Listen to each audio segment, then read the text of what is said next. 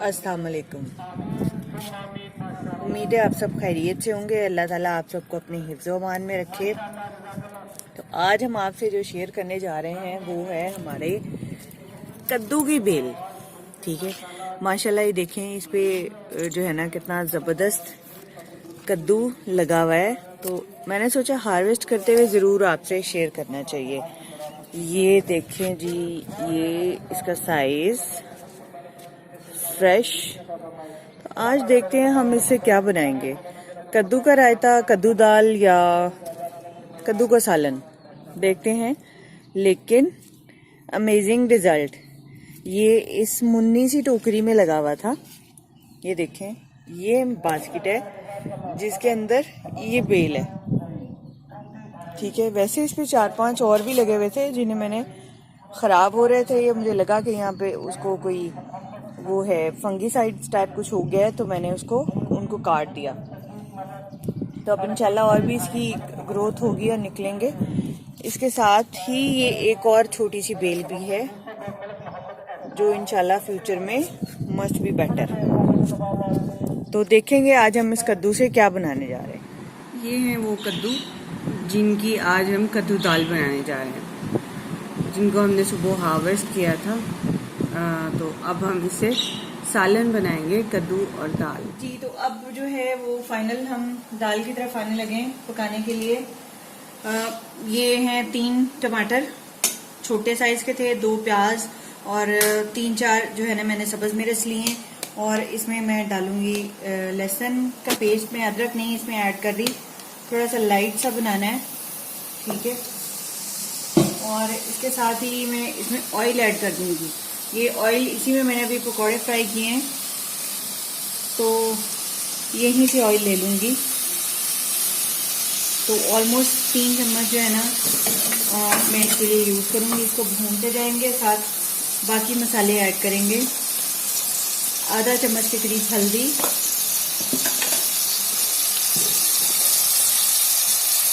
1 चम्मच, और ये तकरीबन 1.5 चम्मच के करीब आप करें सूरज मिर्च, और 1 चम्मच नमक। बस इन मसालों को हम भून लेंगे अच्छी तरह से। प्याज के गलने पे हमारा फोकस नहीं है, हमारा फोकस है लहसुन और मिर्च का जो कच्चापन है वो ख़त्म करने पे। तो बाकी दाल जो है वो मैंने भिगो दी थी। दाल भिगो दी थी, 4 से 5 घंटे इसको भिगो के रखा है। 1 प्याली के करीब दाल है ये। ठीक है, और कद्दू मैंने छील के धोया फिर काटा। ठीक है, तो अब जब ये भून जाएगा तो देन हम इसमें ऐड करेंगे।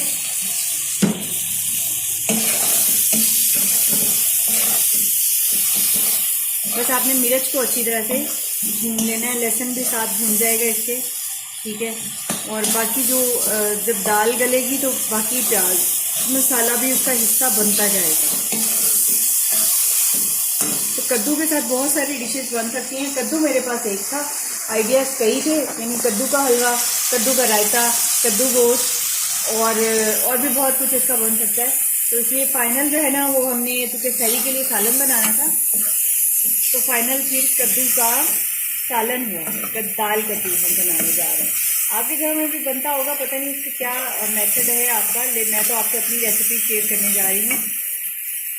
मेरी फैमिली छोटी है तो मैं छोटी फैमिली के हिसाब से हर रेसिपी आपके साथ शेयर करती हूँ।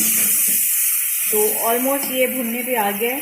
अब इसी वक्त इसमें मैं दाल ऐड कर दूँगी। दाल भी थोड़ा सा हल्का सा उसको भूनेंगे इसके साथ।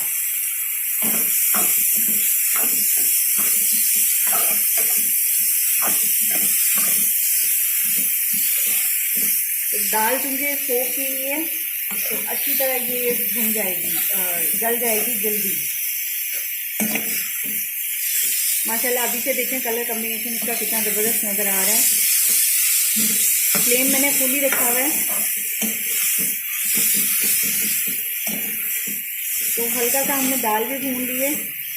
अब इसी में मैं इसी वक्त कद्दू ऐड कर दूँगी साथ ही।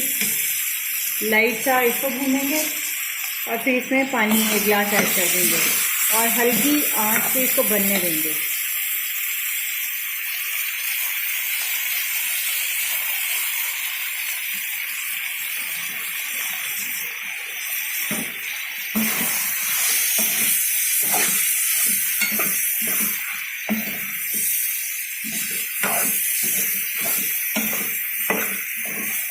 ऊपर अब मैं इसमें तकरीबन ये छोटा गिलास है तो ऑलमोस्ट 1.5 गिलास के करीब पानी ऐड करूँगी।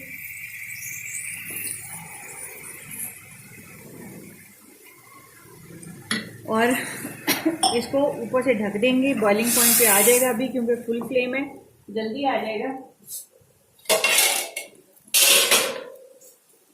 तो बस मैं इसको ऊपर से ढक दूँगी और फ्लेम थोड़ा आहिस्ता कर दूँगी और इसको लो फ्लेम पे बनने दूंगी। बस ये अब जब ये बन जाएगी तो मैं आपको दिखाऊंगी। ऑलमोस्ट ये 1 घंटा लेगी हल्के फ्लेम पे पकने में। पानी दरमियान में अगर जरूरत हुई तो मैं इसमें और ऐड कर दूंगी।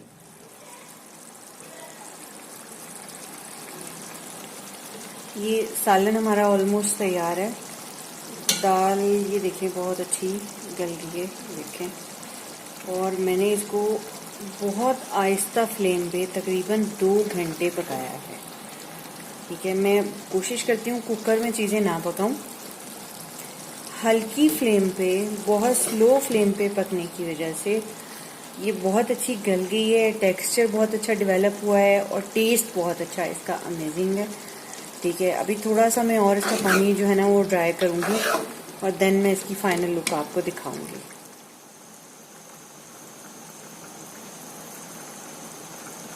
तो दाल अब हमारी तैयार है। अब जस्ट इसके ऊपर मैं 1 चम्मच जो है ना वो गरम मसाला क्रश किया हुआ, पिसा हुआ नहीं, मैं बहुत बारीक गरम मसाला नहीं यूज़ करती, थोड़े से चंक्स होते हैं, तो वो इसके ऊपर ऐड कर दूंगी जस्ट। और ये हमारी डिश की फाइनल लुक।